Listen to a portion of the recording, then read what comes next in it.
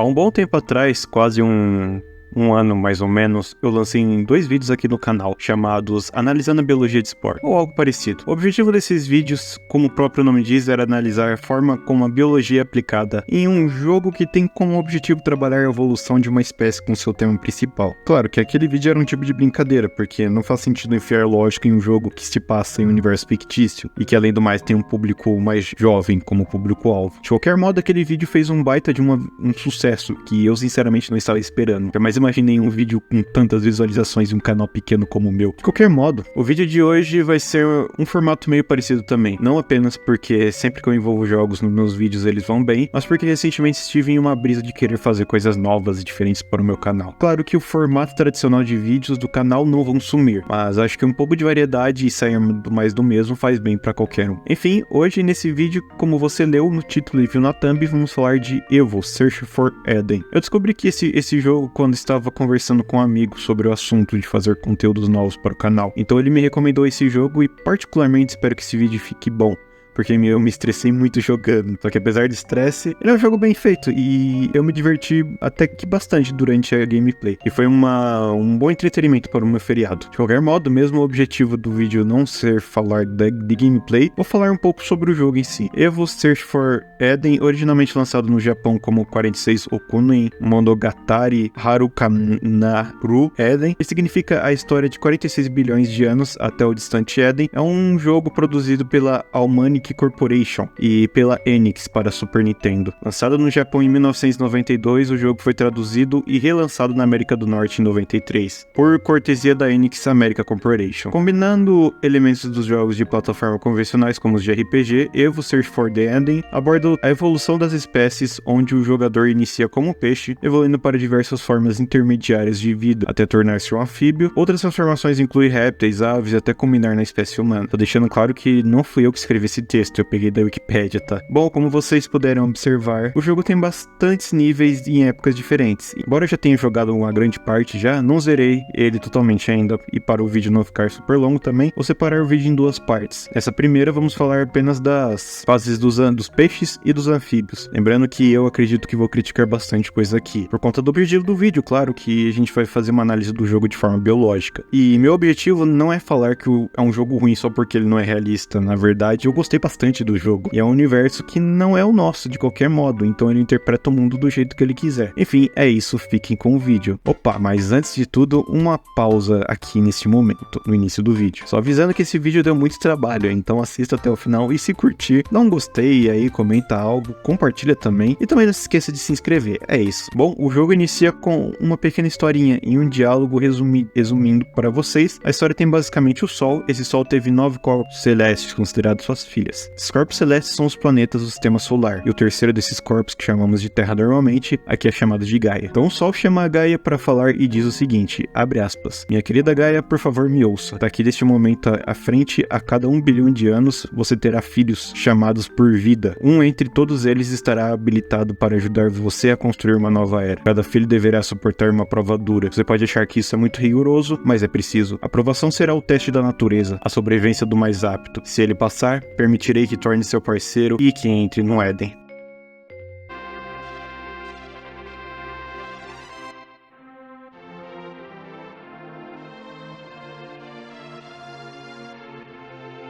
Após iniciar o jogo, essa belezura aqui chamada de Gaia vai se apresentar e começar a falar com você sobre seu objetivo, que é sobreviver aos desafios impostos sobre você para provar o quão apto você é. O que sinceramente eu achei uma ideia bem interessante, porque a ideia de como as espécies são moldadas ao longo do tempo pela evolução é a ideia que Charles Darwin passou para nós sobre a seleção natural, que resumindo é basicamente isso, o mais apto sobrevive. Os indivíduos com características que dão a si vantagens no ambiente que podem ser passados geneticamente vão ter uma chance maior de sobreviver, de se reproduzir e passar essa característica adiante. Enfim, voltando ao que Gaia estava nos falando, você basicamente vai ser jogado no mundo na forma de um peixe, um corpo que levou cerca de 3 bilhões de anos de desenvolvimento. Vou usar Spore como um comparativo nesse vídeo, especificamente porque os 2 jogos têm como objetivo abordar o tema de evolução, mesmo claro sendo estilos, públicos diferentes, consoles diferentes e épocas diferentes, claro, temos que considerar isso. Mas, diferente de Spore, Evo, ele tem como objetivo se aproximar mais realmente com a história evolutiva da Terra que realmente aconteceu. Diferente do Spore, que é algo mais ficção mesmo. De qualquer forma, esse jogo você começa como um vertebrado, ou seja, pulamos o período pré-cambriano, onde surgem as primeiras células e formas de vidas pluricelulares. Resumindo, nada de Edicarana aqui. Bom, logo a partir disso, Gaia diz que vamos seguir sozinhos a partir desse momento pra frente. E com isso, entramos no jogo. Capítulo 1. O mundo antes da Terra. 500 a 450 milhões de anos antes de Cristo. Bom, como eu disse, pulamos o pré-cambriano. Começamos a Era Paleozoica. Observando as datas que foram mostradas pelo jogo, o jogador está em uma época entre o Cambriano e o Ordoviciano. Bom, apesar de no cenário você conseguir observar muitos peixes nadando de fundo no ambiente, a predominância da fauna dessa época, que foi apresentada pelo jogo, era além de totalmente aquática, também era majoritariamente formada por invertebrados, como ainda é hoje. De qualquer forma, acho interessante fazer uma observação bem pertinente. Você começa com um peixe que chamamos de gnatostomados. O que é isso? Bem, é o oposto de agnata. Os gnatostomata são os peixes que possuem mandíbulas. A questão é que os peixes mandibulados só foram surgir provavelmente no Siluriano. Pelo menos os fósseis mais antigos desses grupos que conhecemos é dessa época. Alguns milhões de anos depois das datas apresentadas pelo jogo. Nessa época existiam de vertebrados os agnatos, ou seja, peixes sem mandíbulas, que é um grupo ainda existente, porém não tão diverso. O primeiro grupo que provavelmente desenvolveu as mandíbulas foram os acantoide, um grupo de peixes intermediários entre os peixes ósseos, que são os peixes que estamos falando aqui, e os peixes cartilaginosos, que os cartilaginosos no caso são os tubarões e arraias. E esse ancestral, esse peixe que é um intermediário entre os dois, já está extinto também, só deixando bem claro. Uma curiosidade inclusive, é bem provável que as mandíbulas foram uma adaptação na verdade para melhorar a capacidade da respiração dos peixes, e não tinha como objetivo a alimentação. Porém isso acabou matando 2 coelhos numa cajadada só, servindo nos anos futuros principalmente para alimentação. Outra observação que acho interessante fazer também sobre o personagem principal é que aparentemente você é um osteict, ou seja, um peixe ósseo, localizado no grupo dos Sarcopteryges. Os Sarcopteryges e os Actinopteryges são grupos diferentes de peixes ósseos. Os Actinopteryges têm como uma característica muito mais marcante a presença de nadadeiras mais próximas de uma escama. A maioria esmagadora das espécies de peixes ósseos hoje em dia estão localizados nesse grupo, mas o grupo que quero falar são os Sarcopteryges, que são os que possuem uma nadadeira pares, com ossos e músculos, formando um design que poderíamos dizer que é parecido com braços e pernas. E não é uma comparação ruim, já que esse grupo de peixes é o que vem gerar os tetrapodomorfos, animais com 4 apêndices locomotores, primeiros anfíbios e em um futuro distante vão nos gerar. Hoje em dia, os Sarcopteryges não são tão diversos quanto era há muito tempo atrás. Podemos resumir seus representantes atuais como os selacantos e os peixes com pulmões. Agora que espécie específica é o seu personagem, infelizmente isso eu não posso dizer porque eu não sei. Acho interessante falar um pouco sobre os animais do ambiente. Bom, o seu objetivo como jogador é matar e comer outros animais com o objetivo de ganhar pontos evolutivos. Esses pontos você gastará mais tarde evoluindo características evolutivas próprias do seu personagem. Inclusive nesse jogo, aparentemente, você não upa uma espécie que nem no Spore, por exemplo.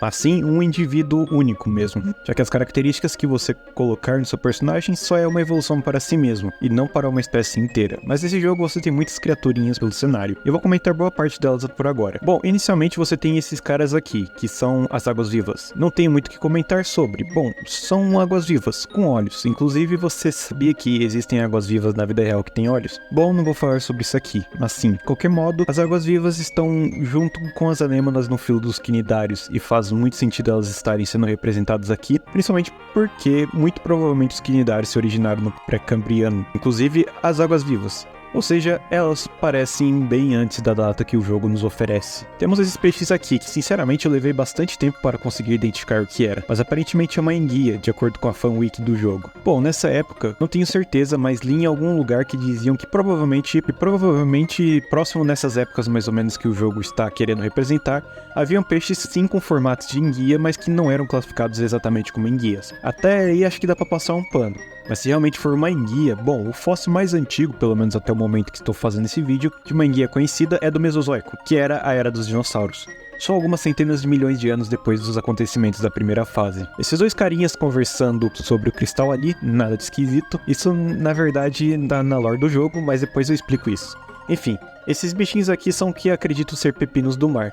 Um grupo de animais do filo Equinoderma, mesmo filo das estrelas do mar e ouriços do mar. Em questão das épocas e suas ocorrências pelos mares, não está errado apresentá-lo aqui no jogo, principalmente porque são animais bem antigos. Alguns dados apontam que os grupos dos Holoturoide, que é o grupo dos pepinos do mar, vêm surgir mais ou menos no início do Ordoviciano.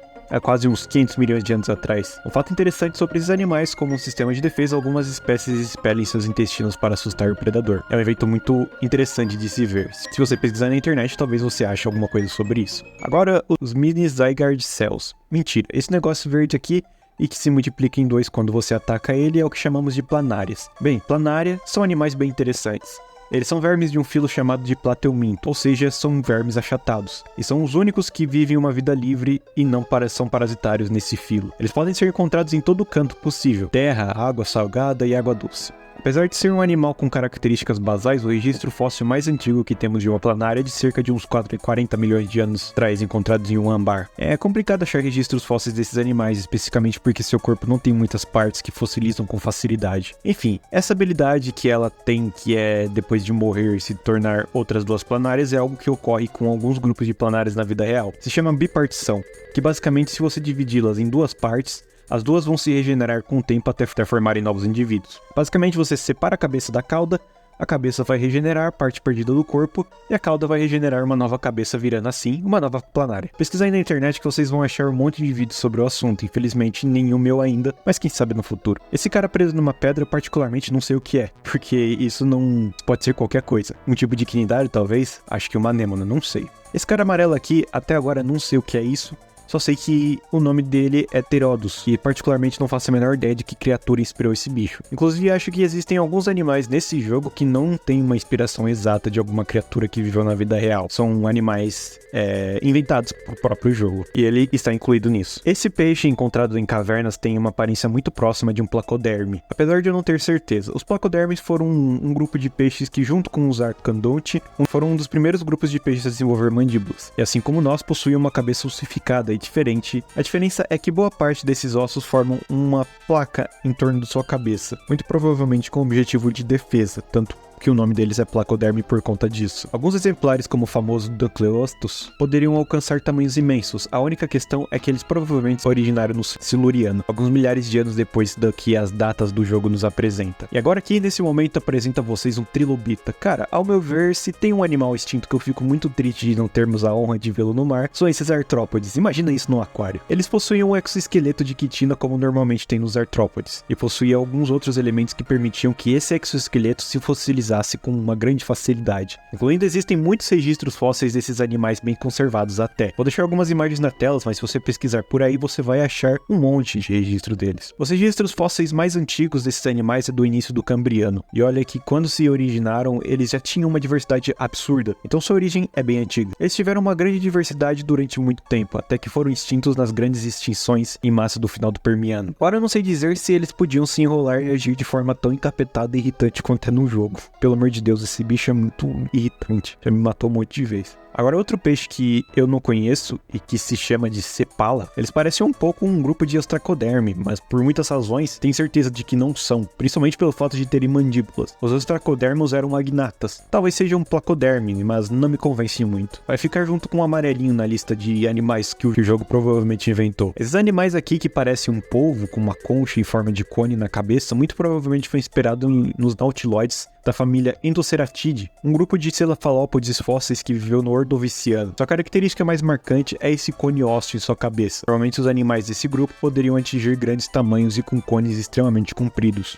mais do que é apresentado no jogo. Agora, como um dos últimos animais da fase aquática, temos esses tubarões e o chefão desse nível, o Curazelac, que é obviamente um tubarão também. Não sei em que espécie foram inspiradas exatamente, mas pela semelhança do nome, talvez os tubarões do gênero Caladoselac, um gênero extinto de tubarões que viveram no período devoniano, e para um chefão até que foi tranquilo para derrotar ele, embora eu tenha sofrido um pouco, mas é um jogo de Super Nintendo, então as coisas aqui realmente são meio difíceis para se jogar. E é um jogo meio injusto. No fim da fase dos peixes, logo após derrotar o primeiro chefão, algo que eu acho muito interessante e que eu acho legal destacar aqui é que você troca ideia com os estromatólitos. Para quem não sabe, os estromatólitos não é nada mais nada menos que uma das formas de vida mais antigas do nosso planeta, sendo que os fósseis mais antigos de estromatólitos têm cerca de 3,5 bilhões de anos, em um planeta com uma idade estimada de 4,5 bilhões de anos. Possivelmente uma das formas de vida que mudou a forma como a vida evoluiu no planeta e como o planeta se desenvolveu, já que são formações rochosas formadas principalmente por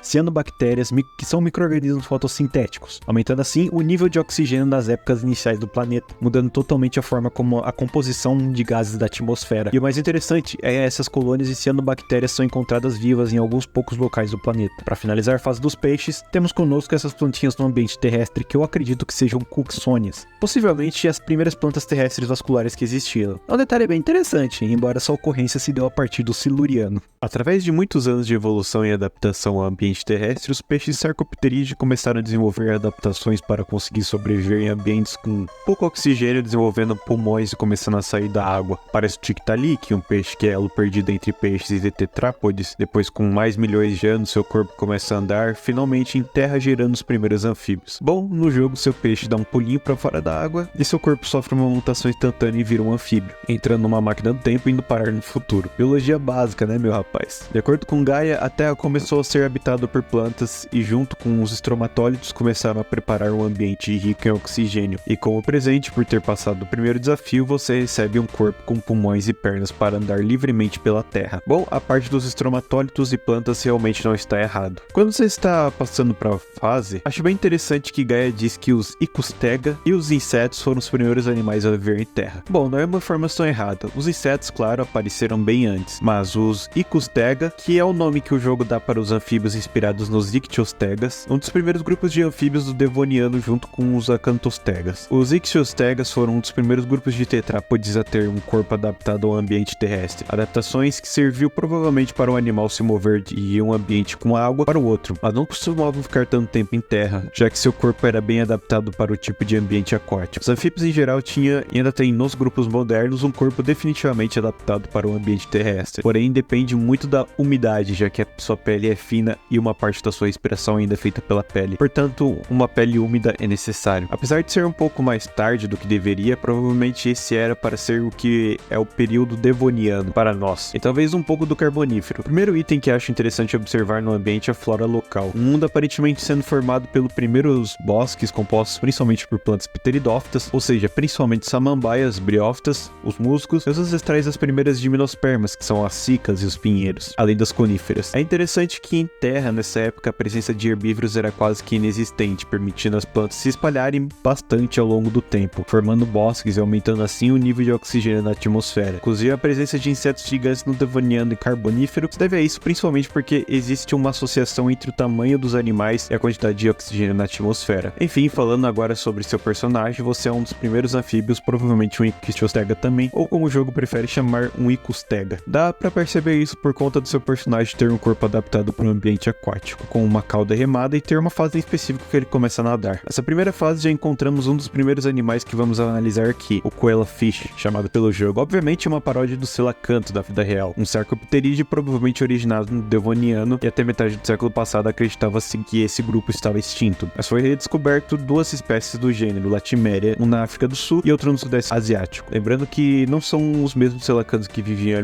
milhões de anos atrás, mas são representantes vivos desses grupos. E aparentemente o Ichthyostegas do jogo, vulgos Icostegas, são bem diversos em questões emocionais, como os tímidos, por exemplo. Sim, tem uma fase só chamada de Terra dos Icostegas Tímidos. E um animal interessante de se observar é esse camarada aqui, libélulas gigantes. Bom, caso você não conheça muito de paleontologia, elas são uma referência às meganeuras, libélulas gigantes do período carbonífero. Nesse caso, a data foi mais assertiva. As meganeuras eram provavelmente um dos maiores insetos voadores que já existiram, o que é bem impressionante. Seu tamanho poderia ultrapassar facilmente o de muitos pássaros. E passando para a próxima fase, aqui é a terra dos Icostegas touros. Nada muito a comentar sobre aqui, exceto que os Icostegas por aqui são mais agressivos que os tímidos das fases anteriores. Avançando mais uma fase, temos esse animal aqui que parece um pouco um réptil, mas é um anfíbio, eu acho. Mas ele me lembra um pouco um anfíbio que viveu no Carbonífero até o Permiano, o Diplocaulus. Ou mais provavelmente um Diplocerapsis. Mas pelo formato da cauda, eu duvido muito que seja um dos dois. Particularmente acho que entram na lista de animais inventados pelo jogo. Fui dar uma olhada na fanwiki do jogo e eu estava certo, é realmente um Diplocaulus. Bom, após grindar muito, você se encontrará com o chefe Icostega, que nada mais é que um Icostega só que gigante. E particularmente dos chefes do jogo, que enfrentei até agora, ele foi o mais de boa. Diferente dos outros chefões, eu derrotei ele simplesmente de primeira. Após derrotar o chefe Icostega, dois Icostegas, um velho e uma criança, vão aparecer pedindo sua ajuda, porque os insetos começaram a se desenvolver e evoluir anormalmente e estavam destruindo tudo. Inclusive o pai desse guri foi atrás mais de dialogar com os caras e nunca mais voltou. Como falei, existe a probabilidade grande dessa fase ter como inspiração, além do Devoniano, o Carbonífero também. Aparentemente isso é comum no jogo, uma fase se inspirar, colocar animais de períodos distintos às vezes, colocando eles antes mesmo de terem surgido, ou animais que não conviveram realmente na mesma época. Então vou começar a relevar mais. Enfim, o Carbonífero para muitos é conhecido como a Era dos Insetos Gigantes, principalmente pela presença de o quê? Isso mesmo, insetos gigantes. E mesmo o jogo não demonstrando a verdadeira variedade que se tinha na época, eles tentam representar eles. Na fase seguinte, o que mais você vai acontecer é você descendo a porrada em insetos ou os insetos descendo a porrada em você. Aqui nessa fase você vai enfrentar as Profasos, ancestrais das baratas de acordo com o jogo. Bom, as primeiras baratas podiam atingir realmente grandes tamanhos, e ela tem origem do Carbonífero, mas não sei em que barata exatamente esses animais foram inspirados, já que existiam diversos tipos. Agora, o domínio que me deixou um tanto quanto indignado, sim, eu falei que eu irei relevar mais, porém transformaram minhas queridas abelhas em vilãs. E o pior, nessa época nem existiam abelhas. Sim, os himenópteros talvez tenham surgido mais cedo, mas as primeiras abelhas vêm se originar anos depois das primeiras flores, lá no meio ao final do Mesozoico. Então, além de transformar essas abelhas em vilãs, colocaram uma abelha onde ela nunca esteve. E sabe qual é o trabalho dessas abelhas gigantes? Sim, isso mesmo, sequestrar os filhotes de custegas. E rapaz, esses bichos dão um trabalho enorme para derrotar eles. Eles são extremamente chatos e ágeis. Depois de algum tempo, você chega no segundo chefão do capítulo 2, o Rei Abelha. Não vou mentir, tive um pouco mais de dificuldade com ele, mas também não foi um chefão muito difícil. Comparado com o que enfrentei mais pra frente, ele foi até que bem de boa. Na caverna do Rei Abelha, você vai encontrar animais como larvinhas, que eu acho que são larvinhas de abelhas. E sinceramente, não preciso nem dizer. Se você entende um pouco de abelhas ou sociais, você deve saber que não existe uma caça conhecida como Rei Abelha. Na verdade, os machos só servem para reprodução, e apenas as rainhas botam ovos, e quem cuida geralmente são os operários. Eu até poderia supor que são abelhas solitárias, já que as primeiras espécies de abelhas eram solitárias, e a maior parte hoje em dia ainda são solitárias. Mas não vou entrar nesse assunto. Mas essas abelhas, elas não são solitárias, especificamente porque tem um cargo de rainha abelha. Então, se tem rainha, elas são eusociais. Assim que você derrota o Rei Abelha, na fase seguinte, você encontrará de cara com um réptil esculachando você por ter um corpo de anfíbio, enquanto ele já tem um corpo de um réptil. Esse cara aqui é o chamado pelo jogo de Edassaurus. Porém, apesar do nome, ele não é nenhum dinossauro. Na verdade, pela sua forma corporal, ele me lembra muito um Dimetrodon, um predador de grande porte do Permiano, o período que vem depois do Carbonífero. Então, possivelmente, a parte antes do Rei Abelha era inspirado no Devoniano e Carbonífero, e o pós é inspirado no Permiano, que é o último período antes do Mesozoico, a Era dos Dinossauros. Apesar dele aqui falar da Era dos Répteis e tal, os Dimetrodons eram animais sinapsídeos, possuindo apenas uma fresta temporal no crânio. E você sabe quem mais é sinapsida? Isso mesmo, você. Acontece que os sinapsídeos, além desses animais, estão incluídos os mamíferos, que têm origem dos répteis com apenas uma fresta no crânio. Resumindo, os Dimetrodons estão muito mais próximos da gente do que realmente dos répteis atuais e dinossauros. Se o Edassaurus não for um Dimetrodon, tenho quase certeza que ainda é um sinapsida, por conta do seu corpo. Então não estou errado. E por fim, o último ancestral do nível é o Moschops. Nesse caso, eu fiquei muito feliz que o jogo facilitou muito meu trabalho, porque, enfim, eles botaram o nome real do animal no jogo. Moschops foi um gênero extinto de sinapsídeos. Era um terapsídeo com uma característica corporal muito marcante. Assim como seus parentes, eles viveram no Permiano, além de ser bem cabeçudo, com um crânio bem resistente e grosso. No jogo, eles são representados como animais que saem e entram da terra para te emboscar e te atacar. Sinceramente, não sei se faziam isso na vida real, e nem tem como saber porque não tem nenhum documento ou registro sobre isso, nem nada. Pelo menos, eu não achei algo que diga sobre isso. E bom, o último chefe do vídeo de hoje, temos a Rainha Abelha, que é bem maior e mais difícil que o Rei Abelha. Bota difícil nisso. Acho que esse foi o chefe que eu mais tive dificuldade desde o capítulo 1. Levei literalmente horas para conseguir acabar com esse animal que foi injustiçado na forma de um monstro furioso em um jogo de Super Nintendo. Derrotando ele, você finalmente progride para o próximo capítulo. Mas essa parte ficará para a próxima parte, já que esse vídeo tá ficando muito longo. E quando sair a parte 2, bom, eu não sei quando sai. Provavelmente não sai na semana que vem, isso já garantindo isso. Bom, é isso, rapaziada. Obrigado por acompanhar o vídeo até aqui, você que acompanhou. E se você curtiu o vídeo, dá um gostei, comenta algo, compartilha. E também dá uma olhada nos outros vídeos do canal. Se você curtir, se inscreva, por favor. Isso ajuda muito no nosso crescimento aqui no YouTube. E até mais.